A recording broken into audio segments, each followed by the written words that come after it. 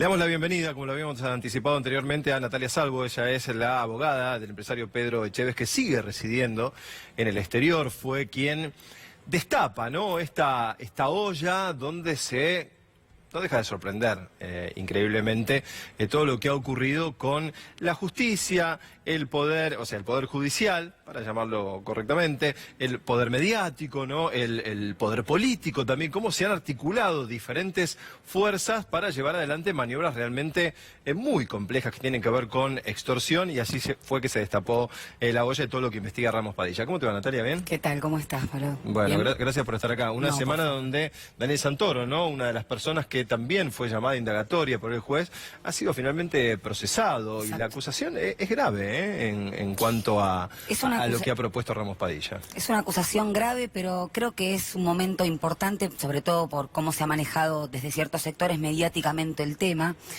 para poner de resalto cómo es un proceso.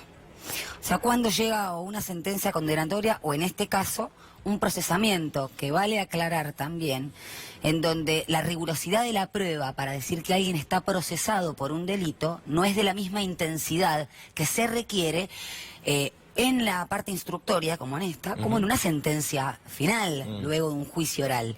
Hay un juicio de probabilidad en donde el juez coteja las pruebas obrantes en una causa, las pruebas de cargo, y determina que hay una sospecha o hay una gran probabilidad de que en este caso Santoro sea partícipe necesario del delito de coacción y de extorsión.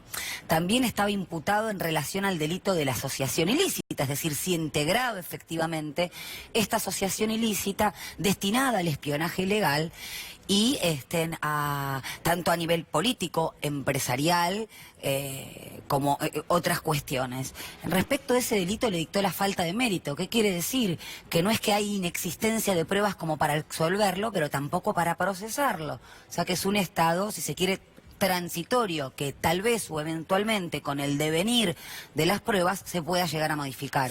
La falta de mérito es entonces por...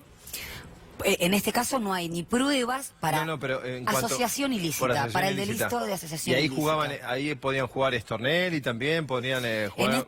Al momento la asociación ilícita está integrada están procesados Bogoliuk, el ex-AFI de Gastaldi, el mismo D'Alessio. Stornelli, al faltar por sexta vez al pedido de indagatoria, no puede continuar, no solamente incumpliendo, y la Cámara Federal de Mar del Plata se lo ha hecho notar, con su obligación de concurrir, sino también ante la misión, no olvidemos nunca de esto, el Procurador General interino, Casal. ¿Cuándo va a definir el Procurador, digo? Porque va tranquilo, esto va lento, ¿no? Y además la prolongación de la contumacia, es decir, de la rebeldía, entorpece la búsqueda de la verdad en el proceso. Claro. Falta una pata ahí que con lo cual yo eventualmente uno hasta podría pensar la participación que podría caberle a procurador también en el delito de encubrimiento. Ah, caramba. Porque la posibilidad de hacer un sumario administrativo ante una falta de un dependiente, en este caso en su carácter de jefe de los fiscales, podría hacerlo sin necesidad de que lo interpele ni el juez ni la Cámara Federal de Mar del Plata. El procedimiento de remoción para que cese la rebeldía y comparezca efectivamente a estar a derecho en el juzgado de Dolores requiere un jury de enjuiciamiento. Es decir, son dos carriles totalmente distintos. Pero respecto a lo de Santo, de lo que te decía, el juez hace una extensa desarrollo. Ahí quiero ir, porque tenemos algunos fragmentos para poder ver lo que ha dicho Ramos Padilla a propósito de esta resolución que vamos a compartir. Bueno, es extensa, ¿no? Pero la introducción de D'Alessio, saben ustedes, el falso abogado, el espía, ¿no?, en diferentes círculos de poder. Santoro introdujo a D'Alessio en un círculo de relaciones que fue muy útil para la organización al presentarle a magistrados, legisladores y funcionarios. Acá está la pata política también que aparece, ¿no? Yo se lo presenté a D'Alessio al fiscal Stornelli en noviembre del año pasado, y se lo presenté a las diputadas Elisa Carrió para que hablara. Quería hablar sobre narcotráfico, y a la diputada Oliveto porque quería hablar sobre Enarsa. Recordemos que era presentado en televisión con un especialista en temas de narcotráfico, que se lo vio al lado de la ministra de Seguridad, que después lo desconoció también, ¿no? Que primero un especialista y después un loquito, ¿no? Estas cosas que ocurrieron. Leo algo más y ya te doy la palabra. Sí, no. Es decir, que mientras Santoro afirma que le presentó a D'Alessio por los conocimientos específicos jurídicos que él tenía del caso Enarsa, Stornelli aseguró que D'Alessio le fue presentado por Santoro como alguien que trabajaba para la DEA o alguna agencia de la Embajada de los Estados Unidos. Efectivamente, bueno, estas contradicciones que surgen entre lo que dice, por ejemplo, en ese caso Stornelli lo dice con Feynman en un reportaje del 13 de febrero, 5 días después de que estallara la causa. Santoro dice en su indagatoria que simplemente se lo presentaron por el tema de Enarsa. Claro. Lo cierto es que tanto Oliveto, en un reportaje, por ejemplo, que el juez cita con Romina Mangel en su programa radial del 25 de junio, también comenta que se lo presenta a Santoro y que Santoro daba cuenta con su... se quiere trayectoria de periodista, validaba de alguna manera la seriedad de este personaje. Claro. Oliveto, Elisa Carrió en el programa del 29 de junio con Mirta Legrand también dice que le fue presentado. Es decir, una cosa es proveerse como cualquier periodista de investigación, que es un derecho que ampara celosamente la Constitución Nacional, que es la libertad de prensa, sin censura previa, el secreto profesional. Una cosa es ejercer el periodismo y otra muy distinta es cometer ilícitos utilizando la pantalla o la herramienta de la profesión para perpetrar justamente estos delitos. Sí, son dos cosas distintas. Sí. Ningún tipo de profesión ni ningún accionar legal puede utilizarse como herramienta sincronizadamente para realizar un delito. Esto es una cuestión de sentido común. Hubo un apoyo de algunos sectores, ¿no? Y periodistas también, porque, bueno, supuestamente aquí se está poniendo en peligro la libertad de expresión. A ver, claramente aquí la situación va por otro lado, un hecho delictivo que no tiene que ver con la profesión de periodista, porque la presunción de inocencia está claramente, ¿no? Tenemos que decir que es inocente. Está vigente, hasta que supuesto. se demuestre lo contrario, claramente. Esto cabe para absolutamente todos, no para algunos sí, ¿no? Y para otros no, lamentablemente, que van con prisiones preventivas adentro, con la doctrina Irursun y lo que lamentablemente estamos viendo de muchos sectores. Pero como periodista también, uno dice, aquí si actuó sin darse cuenta, por ejemplo, se equivocó Santoro, la verdad que como periodista también erró en no chequear correctamente las fuentes y confiar en una persona que pasaba datos erróneos también. Bueno, dos cosas con respecto a esto.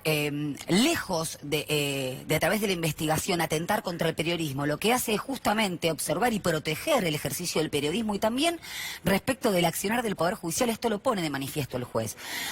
¿Por qué? Porque teóricamente esta asociación ilícita también puede afectar el normal desarrollo del periodismo o de la libertad de expresión como valor democrático fundamental y estructurante del Estado de Derecho. La libertad de expresión es poder manifestar un pensamiento, pero también poder recibir información veraz para poder tomar decisiones de la vida institucional y democrática. Si no tenemos una información veraz, y en este caso está influyendo, por ejemplo, los servicios de inteligencia en el periodismo, entonces ese pilar justamente se destruye. Del mismo modo, cuando se introducen los servicios de inteligencia en el accionar del poder, de la Administración de Justicia y el Poder Judicial, o sea, que lejos de atentar contra esos valores constitucionales, lo que está haciéndose a través de esta investigación, que es un proceso por el cual a través de pruebas y no de manifestaciones unilaterales, de juicios mágicos y subjetivos o de mis creencias, se establece si una persona es culpable o no. Tenías un fragmento más, ¿no, Santi? Creo de la... a ver, mostrame esto, a ver un poquito más, que de lo que ha dicho Ramos Padilla, ¿no? A propósito de una semana que ha generado mucha confusión. Lo que puede concluirse, dice, es que D'Alessio no era tan solo un conocido o una simple fuente ocasional. Bueno, un poco lo que estábamos hablando recién. También puede afirmarse que no solo compartían una relación de amistad que permite explicar que Santoro lo presentara ante importantes funcionarios de su confianza e incluso concurrieran juntos al despacho de algún juez, se intercambiaran información de sus investigaciones o llevaran adelante investigaciones juntos, como ejemplo lo afirma el propio D'Alessio ante Gabriel Traficante en el año 2016 y ante Pedro Echeves en el año 2019. Bueno, aquí apareces directamente vos como protagonista con tu cliente, ¿no?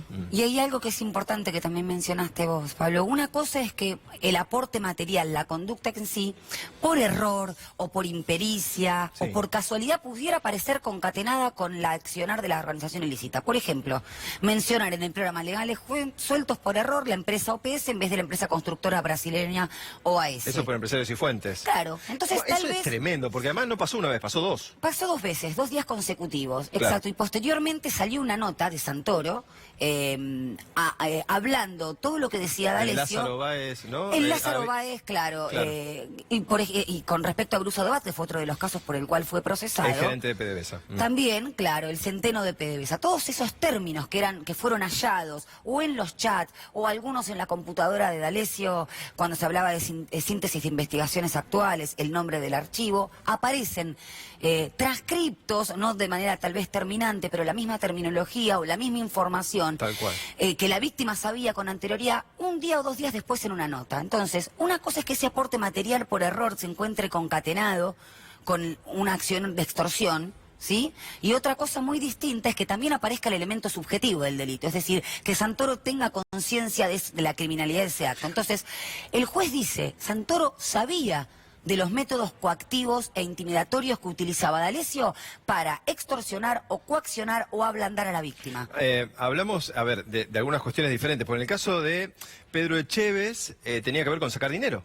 Sacar plata, ¿no? Claro, la extorsión básicamente... la porguita, claro, para decirlo en criollo. En otros casos, en el caso de Bruce Adobá, tiene que ver también con señalar y tratar de involucrar a algún funcionario del gobierno anterior en maniobras que tenían que ver con el gas licuado, si mal no recuerdo. Es decir, que había una articulación, en algunos casos meramente económica, se puede entender hasta ahora, y en otras con un claro objetivo político también. Claro, por eso esta asociación ilícita estaba destinada no solamente al espionaje económico, sino también político. Pero, es decir, los planes delictivos eran diversos según cuál era la finalidad. Podría ser una extorsión o podía ser direccionar una declaración testimonial no voluntaria.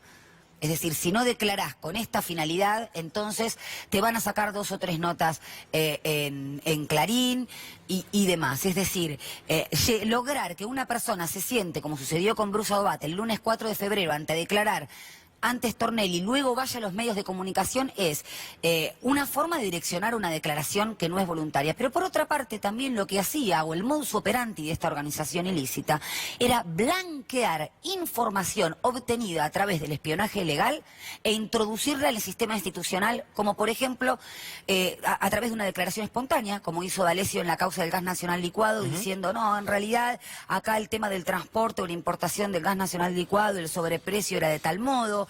Vengo y ratifico todo el contenido de lo dicho en la entrevista que me hizo Santoro y que fue plasmada luego en el libro El Mecanismo. Caso vergonzoso, porque el perito Cohen hoy está afrontando un juicio por falso testimonio. A ver, moría, un peritaje muy, o sea, un copy-paste muy espurio. Hay algo que es interesante, eso fue en noviembre del 2018. Este tipo de maniobra ya está dentro de un archivo Word encontrado en una computadora de D'Alessio que data de febrero del 2018. Es tremendo, es tremendo. Entonces, una cosa es la casualidad y otra cosa es la hilación causal de los hechos para terminar de contribuir a una maniobra delictiva. ¿Cómo está la situación de tu defendido, de Pedro Echevez? ¿Sigue residiendo en el exterior? Sigue residiendo en el exterior, luego que fueron... Cuando ve estas cuestiones se siente un poquito más confirma de alguna forma lo que él sabía o lo que a él le decía D'Alessio respecto de la llegada al poder político que tenía. Específicamente me refiero en este caso al Ministerio de Justicia o al Ministerio de Seguridad, quien es o son los que eventualmente tienen que dispensarle protección a Pedro Echevez y que lo han tratado primero de que era una operación política, claro, luego de que estaba vinculado a la corrupción, cosas que no tienen respaldo en ningún tipo de juicio. Natalia, muchísimas gracias por haber estado aquí con nosotros en el día de hoy.